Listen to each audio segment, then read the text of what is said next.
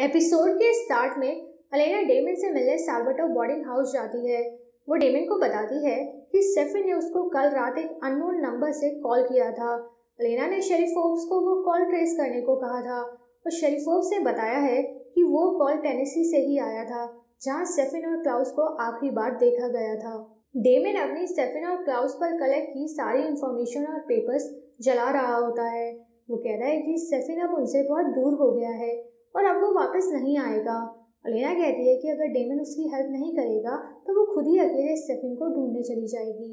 इसके बाद Alena Alaric के पास जाती है और उससे पूछती है कि वो स्टेफन और टेनेसी के बारे में क्या क्या जानता है।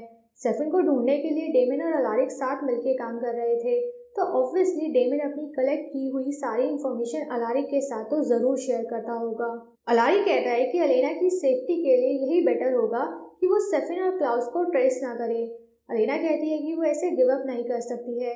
अगर स्टेफन अलेना की जगह होता तो वो भी अलेना को ढूंढने की कोशिश जरूर करता।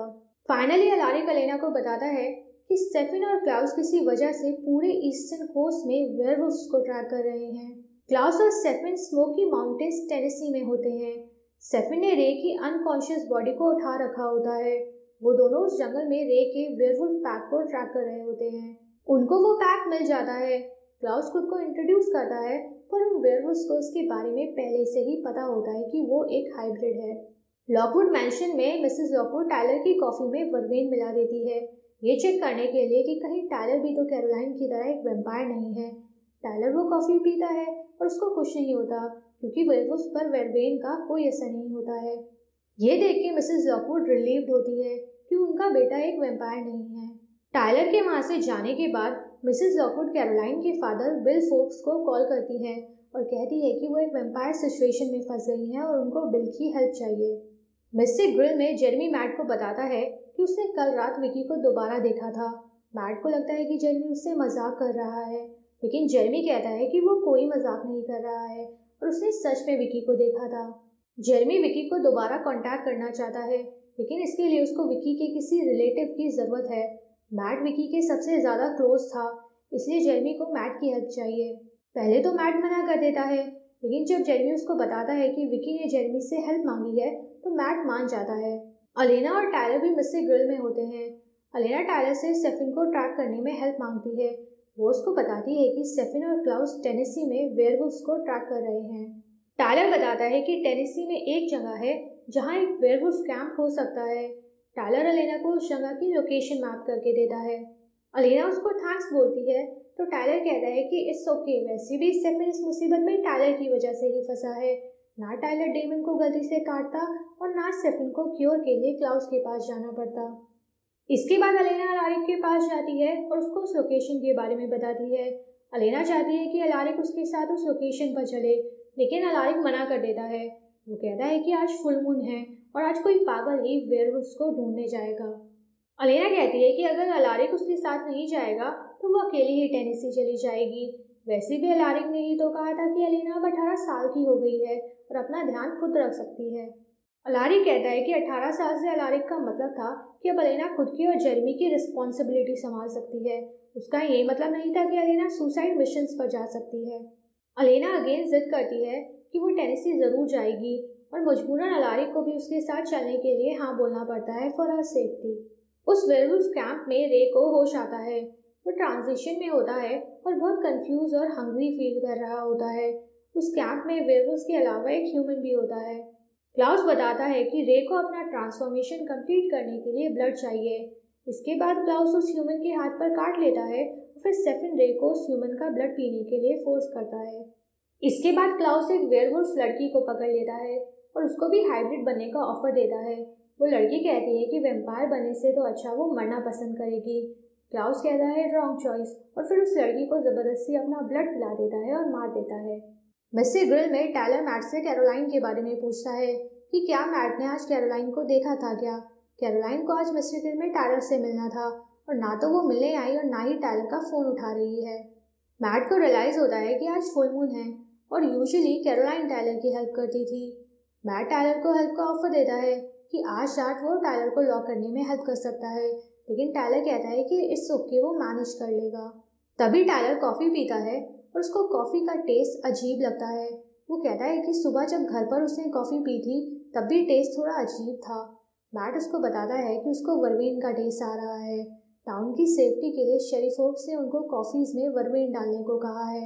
ये सुन के टायलर समझ जाता है कि ज़रूर उसकी मॉम को उस पर शक हुआ होगा, तभी उन्होंने टायलर की कॉफ़ी में वर्वेन मिलाया था। कैरोलाइन के father bill Forbes Mrs Lockwood से मिलने लॉकवुड मेंशन आते हैं। वो बिल को कैरोलाइन के बारे में बताती है। मिसेस लॉकवुड कहती है कि वो कैरोलाइन को तब से जानती है जब कैरोलाइन एक छोटी बच्ची थी, इसलिए उन्होंने अब तक काउंसिल को कैरोलाइन के बारे में कुछ नहीं बताया है। मिसेस लॉकवुड को समझ नहीं आ रहा है कि वो क्या करें। बिल कहता है कि कैरोलाइन एक वैम्पायर है और वो लोग वही करेंगे जो उनको एक वैम्पायर के साथ करना चाहिए। अलेना और अलारिक भी स्मोकी माउंटेन्स में आ जाते हैं। अलारिक अपने साथ प्रोटेक्शन के लिए कई तरह के वेपन्स लाया होता है। वो अलेना को भी एक वुल्फस्बेन ग्रेनेड अपने पास रखने के लिए देता है। अलेना भी अलारिक को वो गिल्बर्ट मैजिकल रिंग वापस दे देती है जो इज़ाबेल ने उसको गिफ्ट की थी, पर बाद में जॉन ने उससे ले ली थी। अलारिक उस रिंग को लेने से मना कर देता है। वो कहता है कि वो रिंग जॉन गिल्बर्ट की थी और उसने मरते वक्त अलेना को दी थी। अलेना कहती है कि वो एक डबलगैंगर है और वो रिंग उस पर काम नहीं करेगी, इसलिए अलेना चाहती है कि वो रिंग अलारिक पहने ताकि वो रिंग अलारिक को आने वाले खतरों से प्रोटेक्ट कर सके। अलेना एक तालाब के पास खड़ी होती है, तभी डेमन अचानक से वहां आ जाता है और अलेना को उस तालाब में धक्का दे देता है। अलेना गुस्सा हो जाती है और उससे पूछती है कि वो वहां कैसे आया। अलारिक बताता है कि उसने ही डेमन को वहां बुलाया है। अलेना को क्या लगा कि अलारिक इतना स्टूपिड है कि बिना बैकअप के ही अलेना को उन खतरनाक जंगलों में ले आएगा। वहीं दूसरी ओर क्लाउस ने बाकी के सारे वेयरवुल्व्स को भी अपना ब्लड पिला के मार दिया होता है। वो उस ह्यूमन को अपना ब्लड पिला देता है ताकि उस ह्यूमन के वुंड्स हील हो जाएं। वो कहता है कि जब बाकी के वेयरवुल्व्स उठेंगे तो उनको उस ह्यूमन के ब्लड की जरूरत पड़ेगी। सेफिर उससे पूछता है कि क्या ये क्लाउस का मास्टर प्लान है अपने लिए हाइब्रिड स्लेव्स इकट्ठा करना। क्लाउस कहता है कि वो स्लेव्स नहीं, सोल्जर्स हैं, क्लाउस की आर्मी के सोल्जर्स। सेफिर उससे पूछता है कि क्लाउस कौन सी लड़ाई लड़ने जा रहा है जो उसको आर्मी की जरूरत पड़ रही है। क्लाउस कहता है कि जंग स्टार्ट होने के बाद आर्मी बनाने से अच्छा है कि पहले ही अपनी इतनी बड़ी आर्मी बना लो कि कोई तुम्हारे खिलाफ जंग छेड़ने के बारे में सोचे भी नहीं। तभी क्लाउस नोटिस करता है कि रे के ट्रांजिशन में कुछ प्रॉब्लम हो रही है और उसकी आंखों से खून निकल रहा है, जैसे कि उसकी बॉडी ट्रांजिशन रिजेक्ट कर रही हो। डेमन अलेना को कन्विंस करने की कोशिश करता है कि क्लाउस को ऐसे ट्रेस करना is not safe for Alena. अगर क्लाउस को पता चल गया कि अलेना जिंदा है तो वो उसको दोबारा भी मार सकता है, और वैसे भी आज फुल मून है और वो जगह उनके लिए और भी खतरनाक साबित हो सकती है। अलेना को अपना ये स्टूपिड मिशन यहीं रोक देना चाहिए। अलेना ऑब्वियसली उसकी बात नहीं मानती और कहती है कि वो लोग इस समय सेफिन के इतने करीब हैं और अब अलेना ऐसे पीछे नहीं हट सकती है। वो डेमन को प्रॉमिस करती है कि वो लोग फुल मून होने से पहले वहाँ से चले जाएंगे। डेमन को रिलक्टेंटली अलेना की बात माननी ही पड़ती है। वेयरवुल्फ कैंप में रे की हालत और बिगड़ने लगती है। तभी बाकी के वेयरवुल्फ्स भी जागने लगते हैं। वो सभी ट्रांजिशन में होते हैं तो क्लाउस उस ह्यूमन को कंपेल करके उन वेयरवुल्फ्स को अपना ब्लड पिलाने को कहता है ताकि वो वेयरवुल्फ्स अपना ट्रांसफॉर्मेशन कंप्लीट कर पाएं और हाइब्रिड बन जाएं। क्लाउस बिजी होता है और इसी मौके का फायदा उठा के रे वहाँ से भाग जाता है। क्लाउस सेफिन को रे को पकड़ने को कहता है, लेकिन जब सेफिन रे को पकड़ने की कोशिश करता है तो रे उसके हाथ पर काट लेता है और वहाँ से भाग जाता है। सेफिन दोबारा रे के पीछे जाने लगता है, तभी उसको दूर से डेमन और अलेना की आवाज़ें सुनाई देती हैं। फिर सेफिन देखता है कि डेमन, अलेना और अलारिक भी सेफिन को ढूंढते हुए उस जंगल में आ गए हैं। तभी क्लाउस भी वहाँ आ जाता है, लेकिन सेफिन क्लाउस का ध्यान भटका देता है ताकि क्लाउस उन तीनों को ना देख पाए।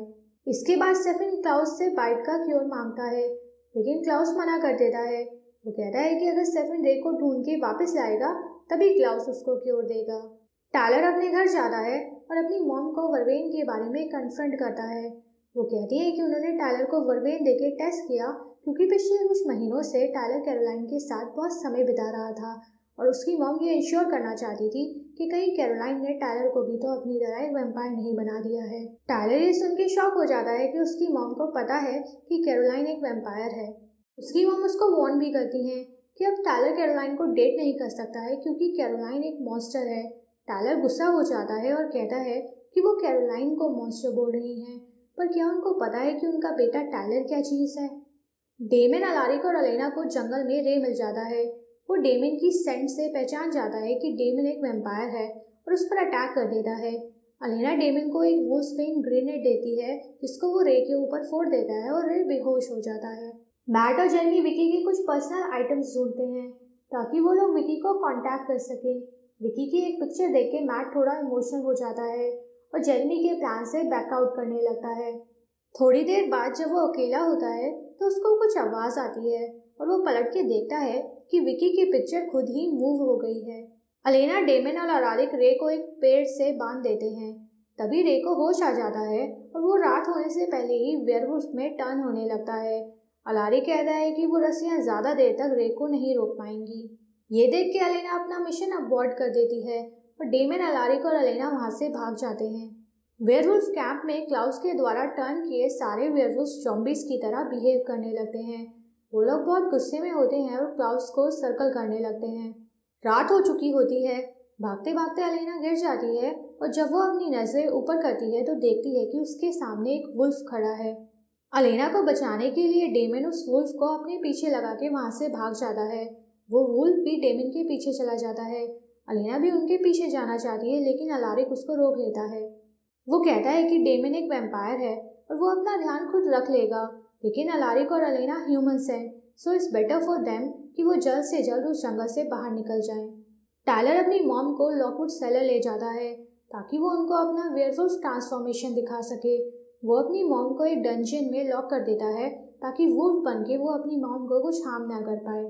इसके बाद वो खुद को चेन से बांधता है और कहता है कि असली मॉन्स्टर कैरोलाइन नहीं बल्कि टायलर है। ये कर्स उनकी फैमिली में सदियों से है। पहले मेसन इस कर्स का शिकार बना और अब टायलर। इसके बाद टायलर टर्न करने लगता है और उसको ऐसी हालत में देख के उसकी मॉम बहुत डर जाती हैं और चीखने लगती हैं। डेमन अभी भी उसी जंगल में होता है। अचानक से रे उस पर अटैक कर देता है। रे डेमन को काटने ही वाला होता है पर थैंकफुली स्टेफन वहाँ आ जाता है और रे को मार देता है। स्टेफन कहता है कि उसने डेमन को उसको फॉलो करने से मना किया था, फिर भी डेमन ने उसकी बात नहीं मानी। डेमन कहता है कि स्टेफन को डेमन को नहीं बल्कि अलेना को समझाना चाहिए। वो ही स्टेफन को ढूंढते हुए उस जंगल में आई है। डेमन ये भी कहता है कि अगर स्टेफन चाहता है कि वो लोग गिव अप कर दें तो स्टेफन ने अलेना को उसके बर्थडे पर कॉल क्यों किया। स्टेफन झूठ बोल देता है कि उसने कोई कॉल नहीं किया था। वो डेमन को फिर से उसको आगे से फॉलो करने से मना करता है और कहता है कि वो अब कभी वापस नहीं आएगा और उन लोगों को गिव अप कर देना चाहिए। अलारिक और अलेना उस जंगल के बाहर अपनी कार में बैठे होते हैं। अलेना फ्रस्ट्रेटेड होती है क्योंकि वो लोग डेमन को जंगल में ऐसे ही अकेला छोड़ आए हैं। अलारिक कहता है कि उस जंगल में वैम्पायर्स और वेयरवुल्फ्स हैं जो अपना अपना ध्यान रख सकते हैं, पर अलेना को सेफ रखना अलारिक की रिस्पॉन्सिबिलिटी है। इसके बाद अलेना और अलारिक पेरेंटिंग और रिस्पॉन्सिबिलिटी पर कुछ बातें करते हैं और अलेना अलारिक को कहती है कि वो अच्छी पेरेंटिंग करता है। उसने पिछले कुछ महीनों में अलेना और जेरमी का बहुत अच्छे से ध्यान रखा। थोड़ी देर बाद डेमन भी उनके पास आ जाता है। उसको सही सलामत देख के अलेना को रिलीफ मिलती है। इसके बाद वो लोग वहाँ से चले जाते हैं। स्टेफन दूर से ही उनको जाते हुए देखता है। मैट विकी का कुछ सामान लेके जेरमी के घर जाता है। वो कहता है कि उसने अपना माइंड चेंज कर लिया है और वो विकी को कांटेक्ट करने में जेरमी की हेल्प करेगा। तभी जेरमी को विकी दिखती है और उससे मदद मांगती है। वो कहती है कि एक तरीका है जिससे वो वापस आ सकती है, लेकिन इसके लिए उसको जेरमी की हेल्प चाहिए। तभी अचानक से जेरमी के घर की एक विंडो टूट जाती है। जब जेरमी दोबारा पलट के देखता है तो विकी तो वहाँ नहीं होती, पर एना वहाँ होती है और वो जेरमी को विकी पर ना ट्रस्ट करने के लिए कहती है। स्टेफन रे की बॉडी को वेयरवुल्फ कैंप में वापस ले आता है। वहाँ वो देखता है कि सभी वेयरवुल्फ्स मर चुके हैं। क्लाउस उसको बताता है कि वो वेयरवुल्फ्स वायलेंटली बिहेव करने लगे थे और इसलिए क्लाउस को उनमें से कईयों को मारना पड़ा। बाकी के वेयरवुल्फ्स खुद ही मर गए। क्लाउस बहुत गुस्से में होता है क्योंकि वो अपनी वेयरवुल्फ आर्मी क्रिएट नहीं कर पा रहा है। वो चीखने लगता है और कहता है कि उसने वो सब कुछ किया जो उस कर्स को तोड़ने के लिए करना था। उसने वेयरवुल्फ को भी मारा, वैम्पायर को भी मारा और डॉपलगैंगर को भी। फिर वो हाइब्रिड्स क्यों नहीं क्रिएट कर पा रहा है। ये सुन के स्टेफन थोड़ा डर जाता है क्योंकि क्लाउस ने डॉपलगैंगर यानी अलेना को मारा तो था, पर वो दोबारा जिंदा हो गई थी। शायद इसलिए क्लाउस और हाइब्रिड्स क्रिएट नहीं कर पा रहा है। इसके बाद क्लाउस स्टेफन को पीने के लिए अपना ब्लड देता है ताकि स्टेफन की वेयरवुल्फ बाइट ठीक हो जाए। वो स्टेफन को हील कर देता है और कहता है कि अब स्टेफन उसका एक लौता सोल्जर बचा है और अब क्लाउस स्टेफन को खोना अफोर्ड नहीं कर सकता है। डेमन अलेना से मिलने गिलबर्ट हाउस जाता है और कहता है कि अलेना सही थी। सेफिन में अब भी ह्यूमैनिटी बाकी है और वो लोग अब भी उसको सेव कर सकते हैं। अलेना पूछती है कि डेमन ने अपना माइंड क्यों बदल लिया। डेमन कहता है कि सेफिन इमोशनली इस समय अपने डार्केस्ट फेज में है, लेकिन फिर भी उसने रे से डेमन की जान बचाई। यानी कि सेफिन अभी भी उन सब की परवाह करता है और इमोशनलेस होने का बस नाटक कर रहा है। इसके बाद डेमन अलेना से पूछता है कि अलेना ने अपना माइंड क्यों चेंज किया। वो तो कह रही थी कि वो सेफिन को लिए बिना टेरेसी से नहीं जाएगी, लेकिन जब रे ने उन पर अटैक किया तो अलेना ने अपना मिशन अबॉर्ट कर दिया। ऐसा क्यों? अलेना कहती है कि ये उसने डेमन के लिए किया। वो नहीं चाहती थी कि कोई वेयरवुल्फ डेमन को काट ले और उसकी जान दोबारा खतरे में आए। अलेना डेमन से पूछती है कि डेमन को पता तो है कि वो उसकी परवाह करती है, फिर भी वो उसके मुंह से सुनना चाहता है। क्यों? डेमन कहता है कि ऐसा इसलिए क्योंकि वो चाहता है कि जब डेमन सेफिन को सही सलामत अलेना की लाइफ में वापस ले आएगा तो अलेना को याद रहे कि सेफिन की एब्सेंस में अलेना डेमन के लिए कुछ फील करने लगी थी। इसके बाद डेमन वहाँ से चला जाता है और हम देखते हैं कि अलारिक दोबारा अलेना के घर में शिफ्ट हो रहा है ताकि वो अलेना और जेरमी का गार्जियन बन पाए और उनका ध्यान रख पाए। टायलर को होश आता है। उसकी मॉम कोने में बैठी रो रही होती हैं। वो टायलर को प्रॉमिस करती हैं कि वो कैरोलाइन को कुछ नहीं होने देंगी। Next day Mrs Lockwood Caroline के डैड बिल फोर्ब्स को कॉल करके कहती है कि उनको कैरोलाइन को छोड़ देना चाहिए, लेकिन बिल उनकी बात नहीं मानता। वो कहता है कि कैरोलाइन एक वैम्पायर है और उसको भी ऐसे ही ट्रीट किया जाएगा जैसे और वैम्पायर्स को ट्रीट करते हैं। बिल की फैमिली में सदियों से यही सिखाया गया है कि वैम्पायर्स मॉन्स्टर्स होते हैं। इसके बाद हम देखते हैं कि कैरोलाइन एक सेलर में लॉक्ड होती है। उसको एक चेयर से चेन से बांधा हुआ होता है। तभी बिल उससे मिलने जाता है और कैरोलाइन उसको देख के चौंक जाती है। इसी के साथ ये एपिसोड खत्म हो जाता है। अगर एपिसोड की एक्सप्लेनेशन अच्छी लगी हो तो प्लीज़ इस चैनल को ज़रूर सब्सक्राइब कीजिएगा। Thank you for watching and take care.